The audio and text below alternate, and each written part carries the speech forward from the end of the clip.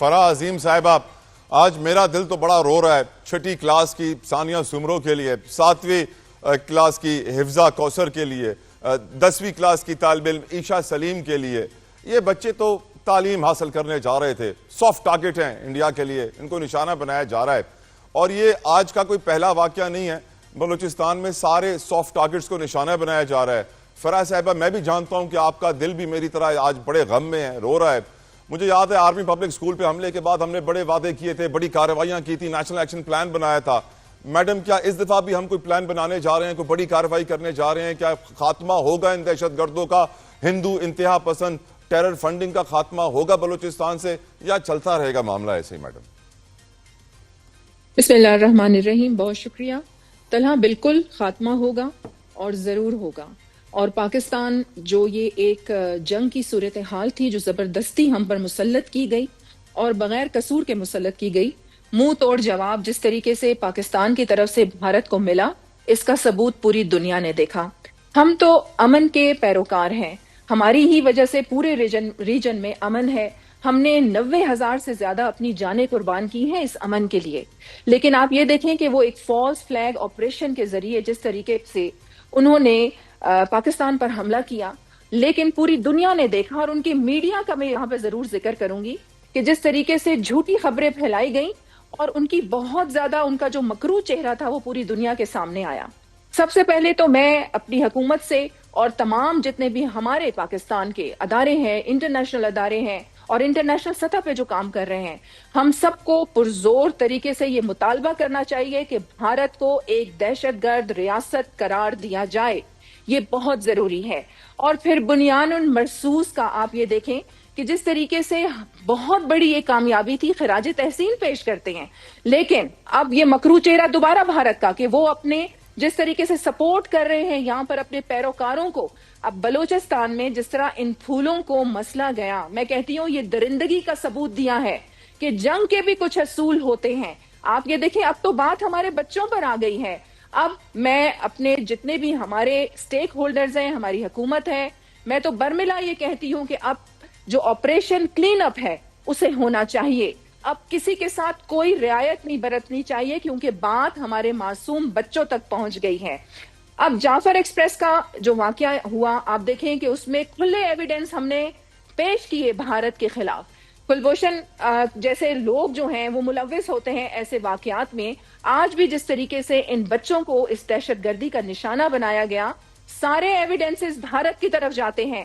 بھارت ایک دہشت گرد ریاست تھی، ہے اور ہمیشہ رہے گی۔ اب فرا صاحب آپ بتائیے بلوچستان کی اندرونی صفائی کیسے ہوگی؟ یہ پروکسی سے ہماری جان کیسے چھوٹے گی؟ اندرونی حالات بہتر ہم کیسے کریں گے؟ کچھ اس کے بارے میں انفارمیشن ہے میڈم؟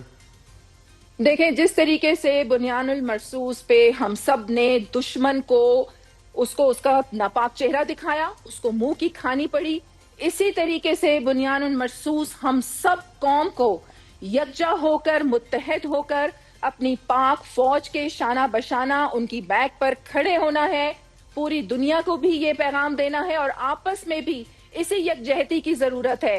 ہمیں اسی بنیان المرصوص کی طرح ہی دہشت گردی کے خلاف بھی لڑنا ہے، لیکن یونائٹڈ ہو کر۔ انشاءاللہ بلوچستان میں آپ دیکھیں گے، کیونکہ آج بھی ہمارے جتنے بھی سٹیک ہولڈرز ہیں وہ سر جوڑ کے بیٹھے ہیں، اور اب دہشت گردی ہو، بلکہ میں پورے بلوچستان کے سننے والے کو آج یہ بھی کہوں گی کہ جو بھی دانستہ طور پر یا غیر دانستہ طور پر سوشل میڈیا پر ایسے جو گروپس ہیں جن کی وہ پشت پناہی کر رہے ہیں یا ان کی فیور میں بات کرتے ہیں، انہیں بھی یہ سوچنا ہوگا یا تو وہ پاکستان کے ساتھ کھڑے ہیں یا وہ پاکستان کے دشمنوں کے ساتھ کھڑے ہیں۔ انشاءاللہ آپریشن کلین اپ ضرور ہونا چاہیے اور جلد ہونا چاہیے، اور اب کوئی بھی رعایت نہیں برتنی چاہیے۔ اور انشاءاللہ اب آپ دیکھیں پاکستان نے جو اس جنگ میں ایک مثال قائم کی، پوری دنیا میں ہماری تعریفیں ہو رہی ہیں، ہماری میڈیا کی تعریفیں ہو رہی ہیں۔ یہ ہمارا اب آپ دیکھیں گے کہ ہم گرو کریں گے انشاءاللہ، اور اس دہشت گردی کی جنگ میں ہم جیت چکے ہیں اور آگے بھی ہم جیتیں گے۔ آمین آمین ثم آمین۔ علی بخاری صاحب، آپ کے صبر کا شکریہ سر۔ آپ کی نظر میں ہمارے فیلڈ مارشل کے لیے یقیناً آج ان کا پہلا دن ہے، ان کے نئے رینک کے اعلان کے بعد بلوچستان کتنا بڑا چیلنج ہے، اور آپ کی نظر میں how soon will he come over this challenge? Ali Bukhari sahab ji, بسم اللہ الرحمن الرحیم، اللہم صلی علی محمد و علی محمد۔ بہت شکریہ طلحہ بھائی آپ کا۔ دیکھیں طلحہ بھائی، بلوچستان جو ہے یا ہمارے باقی صوبے کے پی ہو یا کسی بھی شہر سٹی ٹاؤن کمیٹی میں اندر جو بھی دہشت گردی ہوتی ہے وہ ٹالریٹیبل بالکل بھی نہیں ہے، اور آج کے دور میں کسی ملک نے بھی ٹالریٹ نہیں کی، ٹالرنس لیول شو نہیں کیا۔ جب بھی آج کے دور میں ایسے واقعات ہوئے، میں 9/11 سے سٹارٹ کروں تو پوری دنیا کے نقشے بدل گئے، دنیا وار کے زون میں داخل ہو گئی، کیونکہ اپنے لوگوں کی پروٹیکشن، اپنی پروٹیکشن، اپنے ملک کی پروٹیکشن پریورٹی ہوتی ہے ہر اسٹیٹ کے لیے، ہر ملک کے لیے، اور اپنے ملک کے شہریوں کو بچانا، ان کی عزت جان و مال کو تحفظ دینا، بیرونی طاقتوں سے بچانا، یہ ہی اسٹیٹ کا بیسک کام ہے۔ اب بات یہ ہے کہ بلوچستان کا مسئلہ تھوڑا سا سینسٹیو ہو چکا تھا، اور اس کے اندر میں حیران ہوں کہ دیکھیں انڈیا کے اندر ایک آپ نے دیکھا ہوگا کہ انڈیا کے اندر جب یہ بھی جو واقعہ ہوا پہلگام والا، اس میں 35 لوگ جو ان کے مارے گئے، اس کے بدلے میں پوری ایک جنگ 1.5 ارب لوگوں کے درمیان سٹارٹ ہو گئی، 2 اسٹیٹس، نیوکلیر اسٹیٹ آپس میں کھڑی ہو گئی۔ سملرلی جب ہمارے ہاں یہ پرابلمس چل رہی تھی، اور جب ابھی نندر جیسے لوگ اور وہ گلگوشن جیسے لوگ ہمارے پاس موجود تھے، اسپیشلی گلگوشن جو کہ بلوچستان سے ہی پکڑا گیا تھا، تو ہمیں بھی اس ٹائم بالکل ٹالرنس لیول 0 شو کر کے ہمیں اس کے اندر بڑا ہائی وولٹیج جس کو کہتے ہیں نا آپریشن سٹارٹ کرنا چاہیے تھا، تاکہ دشمن کو یہ پیغام مل جاتا کہ اگر آپ ہماری ٹیریٹری کے اندر کسی بھی قسم کی فسطائیت یا کسی بھی قسم کی ٹیررزم ایکٹیویٹیز میں انوالو ہوں گے تو ہم آپ کو اسپیئر نہیں کریں گے۔ نمبر 2 چیز یہ ہے کہ کچھ ایسے مسائل ہیں جو ہمارے کچھ عرصے سے پنپتے جا رہے ہیں اور ہم نے کچھ گنجائش پیدا کی۔ فار ایگزامپل بلوچستان کا مسئلہ اگر میں اس کو ڈیپلی ہسٹوریکلی دیکھوں تو یہ 1972 آنورڈ سٹارٹ ہوا ہے، تھوڑا کرتا اور آج وہ ادھر پہنچ گیا۔ لیکن اس کو ہم نے سولوشن کی طرف لے کر جانا ہے، اور جیسے کہ میں نے کہا کہ جو ملیٹنٹس ہیں ان کے ساتھ ٹالرنس لیول 0 ہونا چاہیے، جو وہاں کے مقامی لوگ ہیں جو اپنے رائٹس کی بات کرتے ہیں، جو سول رائٹس کی بات کرتے ہیں، بالکل ان کو وہ رائٹس، ان کا حق ہے، کانسٹیٹیوشن آف پاکستان کے تحت جو بھی اس دائرہ اختیار کے اندر رہتا ہے اس کو وہ رائٹ دینا چاہیے۔ اسٹیٹ کا یہ کام ہے، کیونکہ آپ نے اپنے لوگوں کو سیٹسفائی بھی کرنا ہے، آپ نے اپنے لوگوں کو جو ہے وہ سیٹسفیکشن کے ساتھ ساتھ ان کو فل اپرچونٹیز بھی پرووائڈ کرنی ہے، اور لا اینڈ آرڈر کو بھی مستحکم کرنا ہے، نافذ کرنا ہے، گورنمنٹ کی رٹ نافذ کرنی ہے، اور جو اس ایلیمنٹ سے ہٹ کے بات کریں گے ان کے لیے ٹالرنس لیول 0 ہوگا۔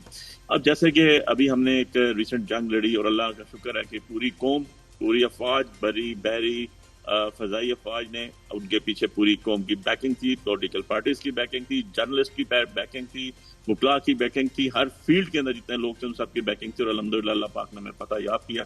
اس اسپرٹ کو آگے لے کر چلنا ہے، بے شک اس اسپرٹ کو آگے لے کر چلنا ہے۔ اس اسپرٹ کو اگر آپ آگے لے کے نہیں چلیں گے، میرا تیرا ان کا میرا یہ چیزیں سٹارٹ کریں گے تو obviously اسپرٹ جو ہے اس طرح نہیں رہتا۔ آپ نے سب کو لے کر چلنا ہے، سب کے ساتھ جانا ہے، سب کو آپ نے ٹالرنس لیول رکھنا ہے اپنے لوگوں کے لیے، کیونکہ آپ کے لوگ غلط بھی ہوں گے تو آپ کے ہوں گے وہ۔